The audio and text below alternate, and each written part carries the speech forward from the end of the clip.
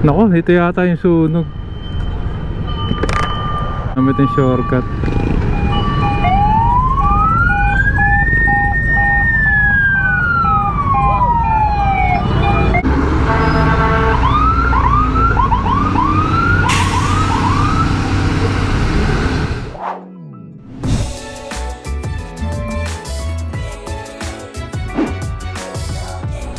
Alright, magandang araw mga kababayan, no? Dito tayo ngayon sa Sucat, Parañaque. At ito ko-cover lang natin, no? Siguro hindi ko masyadong nako-cover to. Bira kasi ako ngayon dumaan dito, no? Naiya road po to. So airport road. Check natin tong C5 Southlink Expressway, no? Marami tayong makikitang project dito, pero pinakamalaki po is yung LRT1 Cavite Extension Project. Tsaka po itong C5 Southlink Expressway, no? Dito sa C5 Extension. So syempre kung bago pa lang po kayo sa ating channel, inaanyahan ko po kayong mag-like, mag-comment na subscribe, hit yung notification bell para updated po kayo pag may bago tayong video. So araw po ng Sabado ngayon, July 8 mga kababayan. Tignan natin, no, ang latest dito. Okay, malapit na po tayo sa SM Sucat. Doon po banda yan. Tapos pupuntahan din natin yung intersection dun sa Cavitex, no, para double update itong gagawin natin. Hindi po ako makakapag-drone at restricted po yung pagdo-drone dito, no. Ngayon lang po ulit ako nakapag motovlog mga kababayan. Nga lang sobrang init, kaya magbawang po kayo ng tubig, no. Nagdeklara yata ng El Nino itong Pag-asa, yung ating mga scientific. Isipin nyo El Nino July, no, hinasahan mo tag-ulan na eh. Yung Angat Dam nga po, parang natutuyo na yung yung Angat Dam natin. Ang laki ng bako. Saan kaya dadalhin yan? SM Sucat na mga kababayan. Dire-diretso lang tayo. Ito na, ito na yung C5 Southlink Expressway. Ngayon ko lang nakita ulit ito. Grabe na, oh. So pakanan po ron C5 Extension. So dito tayo, ayan, dyan po yung tatawid kasi ng ilog yan eh. Grabe na mga kababayan, ang tataas na ng pundasyon dito. So galing nga ng Cavitex, no, yung intersection sa Cavitex. So dito po yan, no, sa Sucat Airport Road. So pupuntahan naman natin mga kasama yung dun sa Cavitex, sa gilid po, no, sa service road po ng Cavitex. So yun na po yung LRT1 Cavite Extension Project. Yun yung linya. Yun, naku, wreck. Aksidente. Okay. Itong lugar na ito mga kababayan, ito yung dinadaanan natin ngayon. Actually nakapanood akong video rito. Huwag kayong dadaan ng gabi rito.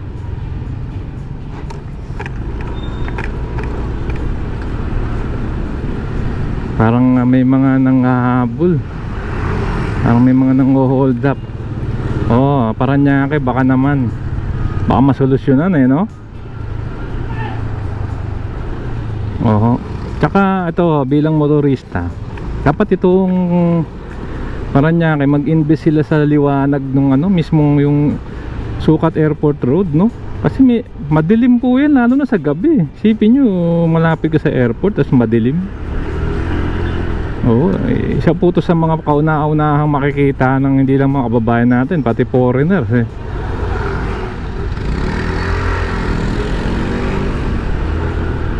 Anyway, yun lang po, no? Ano ko lang naman po yan bilang motorista na dumadaan araw-araw. Okay, so kakaliwa tayo rito. Punta tayo sa service road, yung shortcut natin.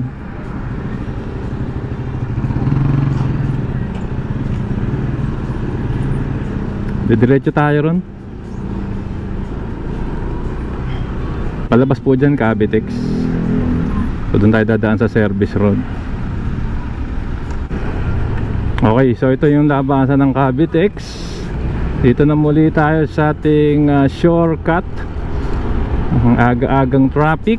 Ang bagay, tanghali na pala mga kabayan. Alas 12 na. Okay, so nilalagyan na ng paleta tong gilid, oh. Dagdag alaman na lang natin to.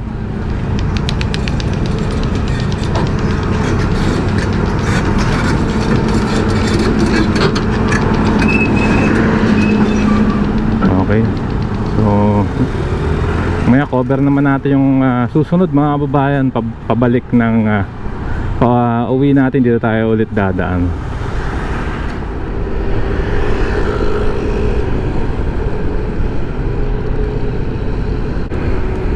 Okay, so pabalik na tayo, no? Galing tayong Maynila. Titignan naman natin yung hindi ko kasi nakita kanina, no? Tignan natin yung interchange dito sa C5 Southlink Expressway. Ito, gamitin muna natin yung shortcut natin dito sa Parañaque. So tignan natin, no? Tingin ko naman naabot pa tayo. Time check po is kaka 6:10 ng hapon. Maliwanag pa rin pala ang 6:10. Tignan natin mga kababayan. Kanina naman nakita natin yung bandang sukat, no? Doon sa SM Sukat, yung kalagayan doon. Ito na yung bulungan sa Parañaque. Nako, ito yata yung sunog.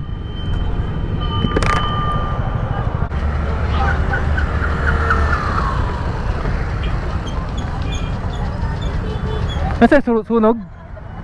Saan yung sunog? Ay, yun no? Yun ba yun? Putik. Pero okay na. Okay na, wala na. Basta okay na. Kanina kung naabutan mo, parang... Nasa Manila Bay? Kita eh. Oo. Kita na yan dyan. Kung nasa Manila Bay ka. Pero okay na, sir. Ayun, okay lang. Doon kayo nakatira? Doon kayo nakatira? Galing ako trabaho, pagdating ko, nandiyan na yung apoy. Okay naman kayo, wala namang ano. Wala, ito lang kami, ilang suki lang na ilabas. At least okay naman yung mga bata na. Wala kahit kami. Sige sir, pasalamat pa rin na may mga ano. Wala, hindi natin magagamit yung shortcut.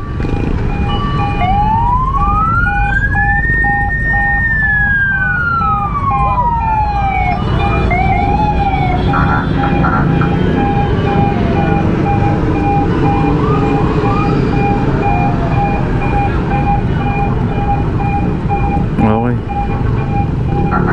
Wawa naman yung mga bata, wala ng bahay.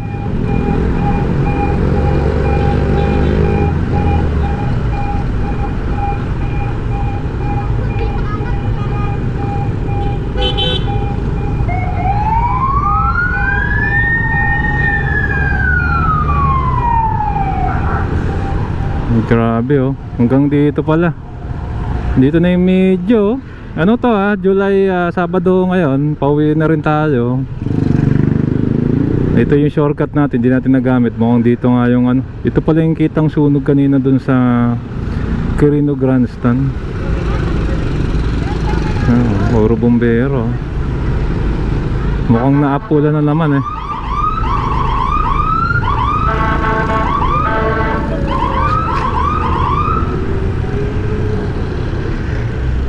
Ito, may mga tao rito. Mga tao, yung gamit nasa labas. Parang dito yata. Ito na yung mga first aid, nandito na. Kanino sa Luneta galing kasi tayo nagbo-vlog. Talagang aliwangwang yung mga ano.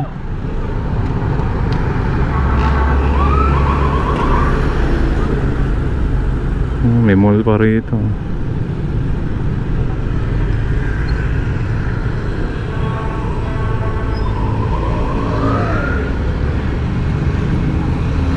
Pauwiin na rin kasi yung mga pa-Cavite.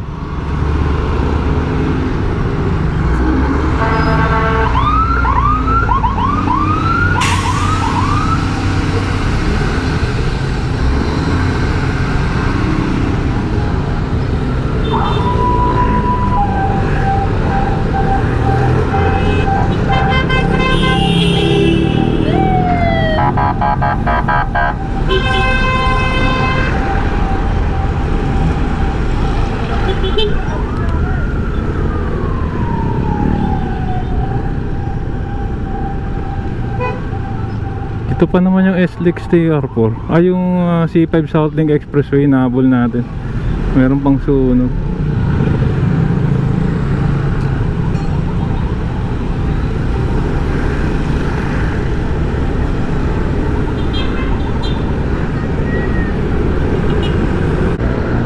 Hanggang dito, ayan oh, Las Piñas.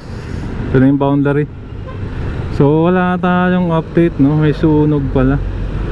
Hindi natin nakita, pero syempre mas mahalaga tong sunog, no? Oo, at sana naman naging okay na rin yung mga nadamay, no? Mga pamilya. Kanina nakausap natin si Kuya. Anyway, sana matulungan sila kagad ng local gov, no? At mga kung sino man yung may kakayahang tumulong, lalong-lalo na yung tirahan. Mabigyan sila kagad ng tirahan. Alright, hanggang dito na lang mga kasama. Kung nagustuhan nyo tong video, ay inaanyayahan ko kayong mag-like, mag-comment at subscribe. Hit yung notification bell para updated kayo pag may bago tayong video. Maraming pong salamat. Keep safe, huwag malasakit, sarap maglakbay. See you po sa next vlog update mga kasama.